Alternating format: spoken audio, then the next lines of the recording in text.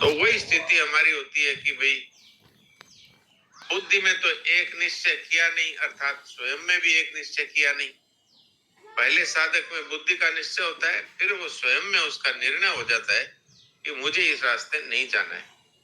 तब फिर स्वतः ही उसकी बुद्धि और मन वो उस निश्चय के अनुसार चलने लगते हैं। और कहीं अगर स्वभावश भूल हो जाती है तो उसको बड़ा भारी दुख होता है, भगवान से प्रार्थना करता है, संतों से जिन पे श्रद्धा है उनसे बात करके पूछता है कि मेरी ये स्थिति है, मुझे क्या करना है। तो भगवान उसको रास्ता दिखा देते हैं। और कोई संत और साधक कोई अच्छे ना मिले तो जैसे साधक संजीवनी है, इसमें उसको अपना उत्तर मिल जाएगा। तो ये निश्चय पहले होना बहुत जरूरी है। जी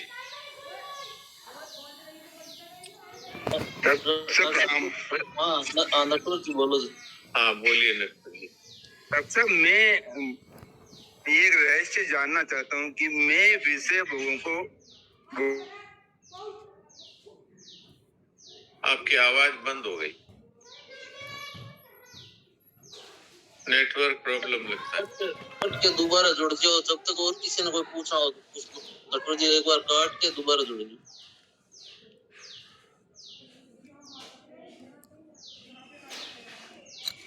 डॉक्टर साहब जैसे हाँ जी आ रही है क्या नटवर जी? डॉक्टर साहब जैसे पुराने जैसे मान लो अपने भोगों को राग पूर्व द्वेष पूर्व कैसे ही भोगा, उनका तो कभी चिंतन आ जाए तो उसके लिए क्या करें?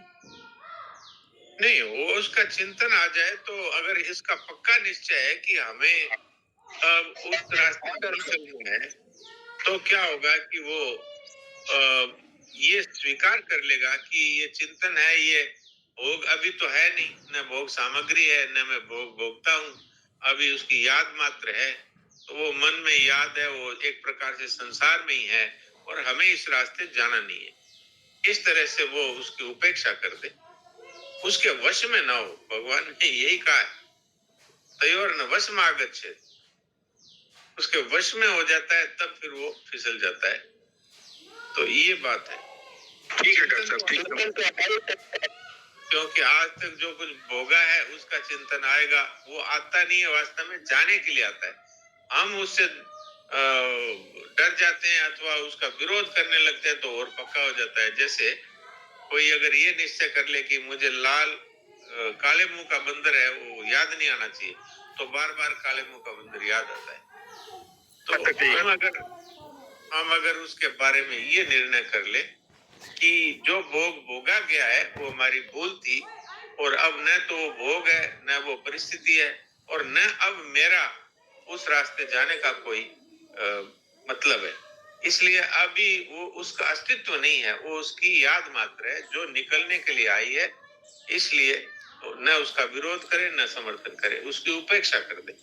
जैसे हम जिस व्यक्ति से हमें उसको इग्नोर करते हैं। नटवर जी आप जब अपना फोन खोलते हैं तो विस्फोट हो जाता है, विस्फोट, ऐसी आवाजें आती है कि क्या बताएं। जी पर जी एक बार बोल के आपको वापस बंद कर लेना, म्यूट कर लेना। पता नहीं आपका कोई विशेष पावरफुल फोन है कोई? अब बोलो। मैं साउंड कम रखूंगा। हाँ बस वो ठीक है जी।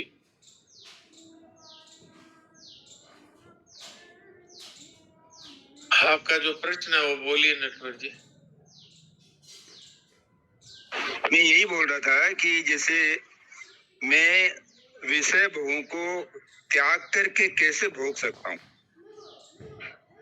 जैसे हम किसी भी बच्चे को समझाने के लिए हम कई बातें कहते हैं उसके हित की दृष्टि से, ऐसे ही ये मन है, ये एक तरह का बच्चा है, इसको ये बात कही जाए कि भाई पहले ये भोग कितनी बार भोगा है, हाँ भोगा है, फिर भी इसकी लालसा बनी हुई है और इसका नुकसान क्या हो रहा है कि जो सदा रहने वाला आनंद है अथवा परमात्मा का प्रेम है उससे वंचित रहते हैं और हर समय एक अशांति बनी रहती है। क्योंकि ये तो शास्त्र विरुद्ध जो भोग भोगे जाते हैं वो तो एक प्रकार से भगवान की आज्ञा के विरुद्ध होने से हमें अशांति होती ही है। और इस तरह से जैसे महाराज जी ने उपाय बताया है कि भाई मैं साधक हूँ, मुझे वो नहीं करना है जिससे साधन में बाधा होती है, ऐसा पक्का निश्चय हो जाएगा तो फिर ये रास्ता अच्छी तरह से कटेगा और भगवान और संत सभी सहायता करेंगे। यही उपाय मालूम होता है। और तो वैसे भगवान ने और एक बात बताई है कि अगर किसी भी तरह से हमें विचार विवेक जागृत नहीं रहता है तो उसके लिए भगवान ने कहा है कि अगर मनुष्य सेवा का रास्ता अपनाए, सबको आराम देना, सबको सुख देना, सबको सुविधा देना और बदले में कुछ न चाहना, तो ये बात कही है कि योग जो कर्मयोग का आचरण करता है उसके फिर विवेक दृढ़ हो जाता है, अर्थात वो उसकी बुद्धि स्थिर होती है और वो फिर परमात्मा के रास्ते में चलने का पात्र हो जाता है। तो अगर नहीं पार पड़े तो ये नियम, ये अपना रास्ता अपनाना चाहिए। इसलिए भगवान ने ये कहा है कि 5वें अध्याय के शायद 4-5वें श्लोक में ये बात कही है कि योग युक्तो निर्ब्रह्म नचराण अधिगच्छति। ये ऐसा नहीं है, मैं अभी बताता हूँ श्लोक। 5वें अध्याय का 4-5वां श्लोक। हाँ, ये है 6ठा श्लोक है। संन्यास तु महाभाव दुखम आप्तुम अयोगता योग युक्तो निर्ब्रह्म नचराण अधिगच्छति। कि ये जो विचार वाला मार्ग है, ये जो कर्मियों का आचरण नहीं करता है, अर्थात सेवा का रास्ता नहीं अपनाता है, उसके लिए ये कठिन है।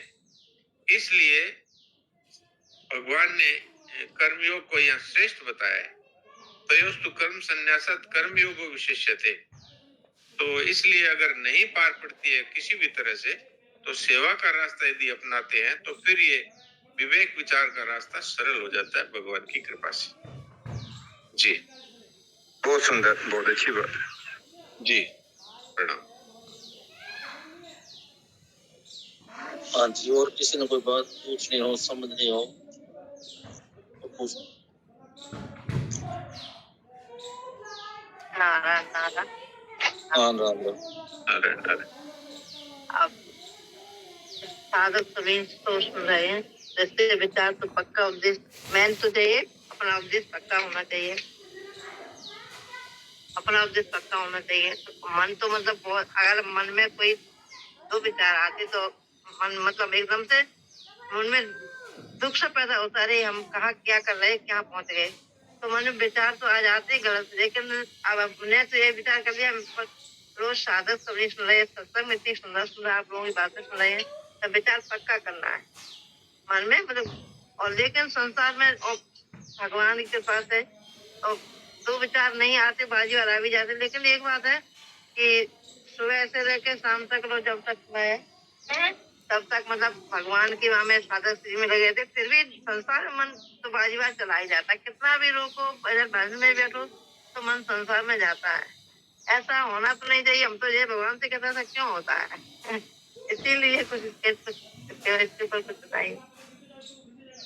हाँ, ये तो आपने ठीक कहा, ये स्थिति होती है साधक की, क्योंकि पहले के भोगे हुए भोग हैं वो एक विचार में आ जाते हैं।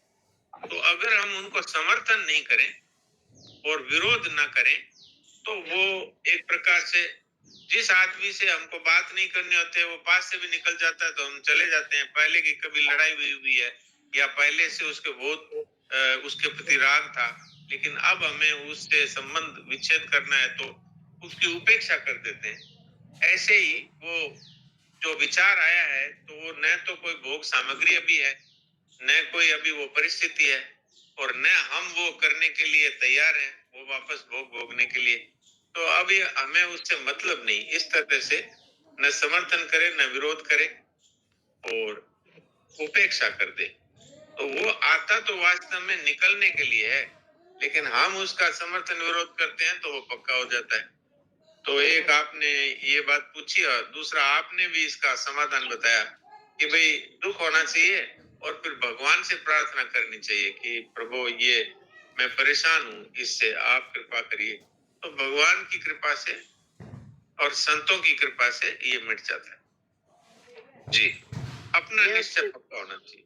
पक्का निश्चय होना चाहिए। और जैसे 16 अध्याय 16 के 3 जो गुण देवी समता वाले गुण बताते, उसमें विशेष ध्यान रखते हैं, क्योंकि मैं ऐसे चलना है, हमें भगवान की प्राप्ति में जो जो भगवान जी के गुण है उससे ही हमें शास्त्र गुणों को प्राप्त करना है।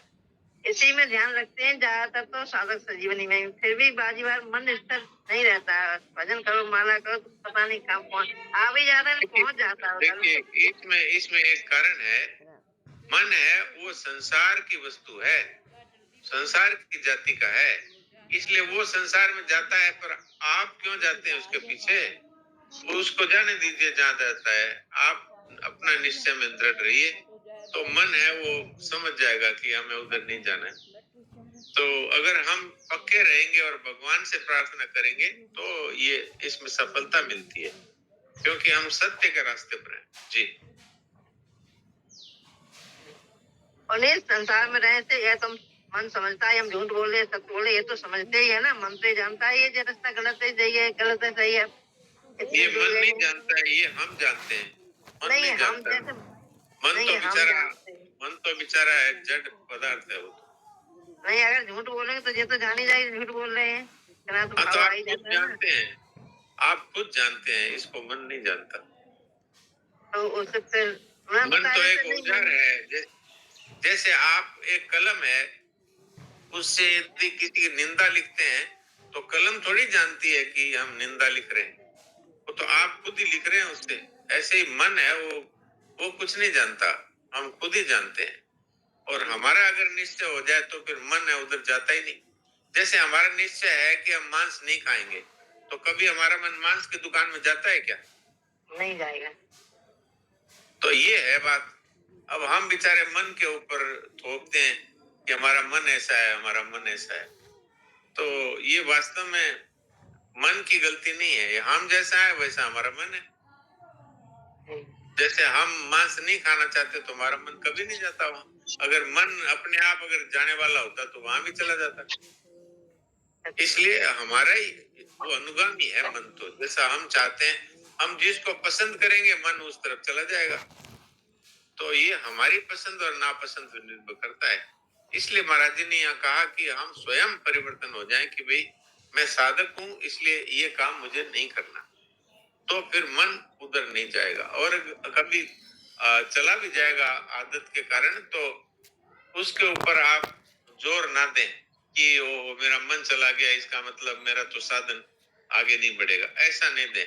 मैं तो इसको दें कि मैं साधक हूँ, मेरा मन उधर कैसे चला गया, तो उसको आप उसकी उपेक्षा करें और अपने साधन की तरफ आपकी दृष्टि ज्यादा रहेगी, तो आपको सफलता मिलेगी। और आपने उपाय बता भी दिया कि भाई अगर कुछ भी पार नहीं पड़े तो भगवान से कहें दुखी होकर कि महाराज मेरे से पार नहीं पड़ रही है, आप संभालिए, तो भगवान करते हैं कृपा करते।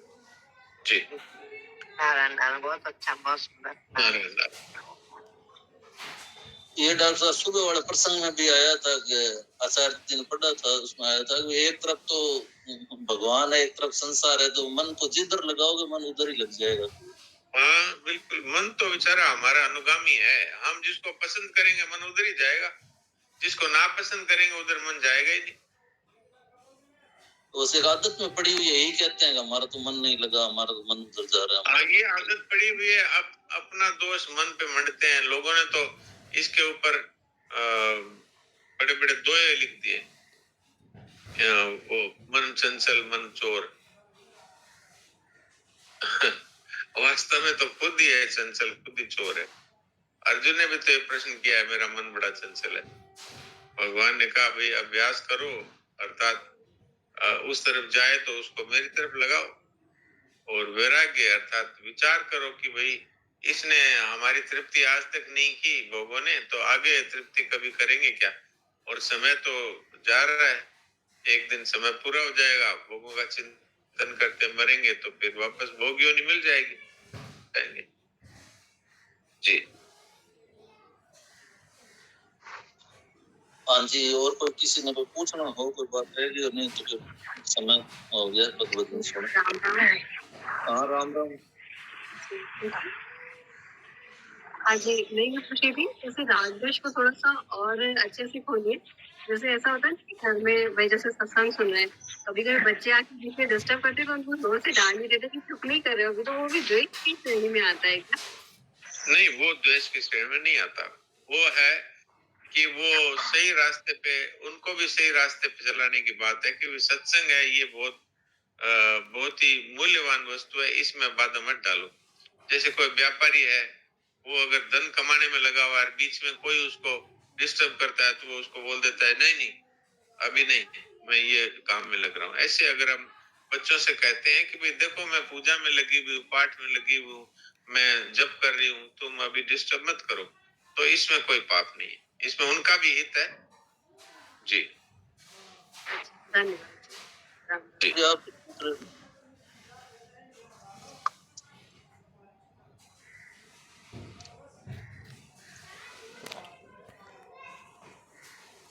हाँ जी, सर सुनाओ कुछ भजन हो गया। हाँ सुनो सब।